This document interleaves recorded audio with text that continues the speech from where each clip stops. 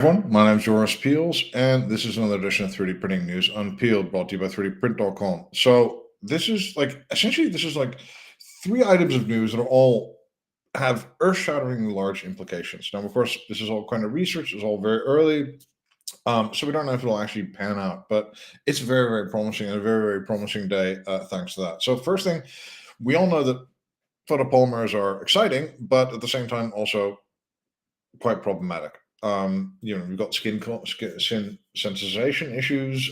There's methacrylic esters and other kind of materials in them. Some of them are carcinogenic, and some of them can have all sorts of negative effects as well. Now, that's problematic. These materials are petroleum or other kind of natural gas derived.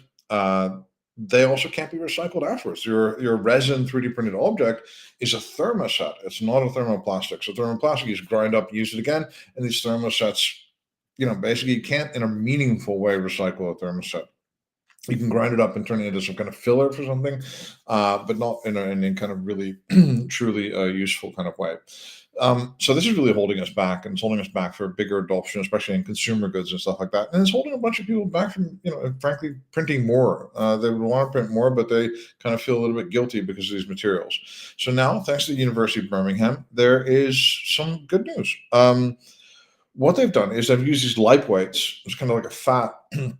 And they've made a resin chemistry based on that, not on the methacrylic esters and all these kind of type of materials that we're used to using. What they've then done is they've taken these parts, printed them successfully, and then afterwards ground up the parts, essentially, turned them into powder, and turned them back into a resin for printing again. So you can just, essentially what we have now, if this pans out and if other people can replicate it, if it's actually usable and kind of cost effective, is a renewable resource. It's made from a renewable resource, these fats essentially, and at the same time, it is made into a green, if you will, kind of photopolymer material that you can then recycle. It's almost like kind of the holy grail of these resin, these photopolymer materials. It's so many good things in one, being from a green renewable resource and being able to convert it into a new thing that I almost didn't scarcely dare dream of this.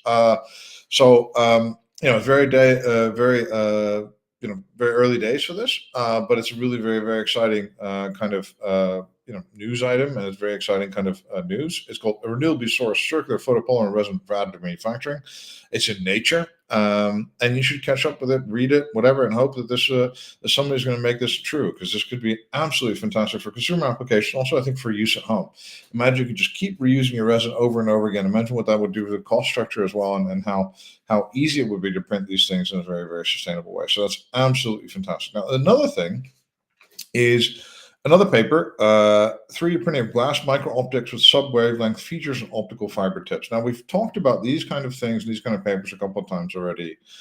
This one by Li Lun Lai, Po Hung Huang, and Guren Stemmen is looking at direct laser writing, and they're doing direct laser writing of inorganic glass, and they're managing to get a sub-wavelength resolution on the end of optical fiber tips. Now, this is where this gets to be very, very relevant for a lot of industries. So they're making silica glass structures.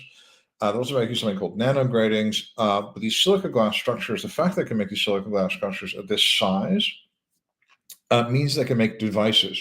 And there's a lot of people, Femtoprint, other people that have been working on this kind of thing and that are working on similar things like this. But this seems to imply first off, a little bit of an arms race in 3D printing micro-optical devices. Which is good because we can make valves, we can make electro-optical devices with this, we could make kind of MEMS type devices with this. And one of the things they demonstrate, for example, is a polarization, like a beam splitter and beam steering in a fiber system. So this would be a glass system that could do beam steering for fiber optics. Now, imagine what you could do with this. Imagine the types of MEM devices you could get from this. And imagine how quickly such devices could propagate if they just were very, very useful in any kind of like optics or micro optics kind of application. So this is another one of these things where we're seeing glass printing, long kind of like a holy grail thing, a difficult to do thing, where very few companies got involved. And we're seeing it really move towards devices and applications that maybe in new fields of optics or maybe in just regular electronics could find applications. And that could lead to really, really quick adoption and many, many units. So that's another very exciting bit of news, I think. And the third thing is also, if that wasn't enough, the third thing is also truly relevant and could be another one of those things that could really, really further 3D printing. So, what the University of Louisville has done is they've they've looked at the making of biodiesel. Now, biodiesel produces something as a byproduct called a matter organic non-glycerol. MONG is called.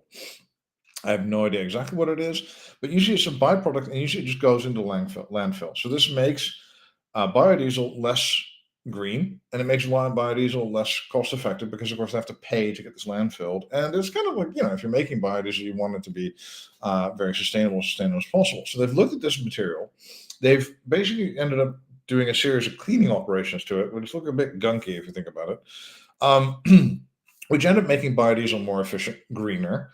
And they're making kind of a material that used to go into landfill, and they're making that into a fiber. And their hope is to make that into a fiber that can be used in like 3D printing fiber. So you could have a MONG-based, waste-based fiber that can reinforce your part. So instead of using carbon fiber, which is in itself kind of problematic, or glass fibers or things like that, or basalt or something like that, you could use this MONG fiber in your filament. And that's what they hope to do. So their idea there is this is a research by Strace Samalai, Altira Nair Sarandon, Kate Canal, I guess, and other people. It's in the journal Bioresources and Byproducts.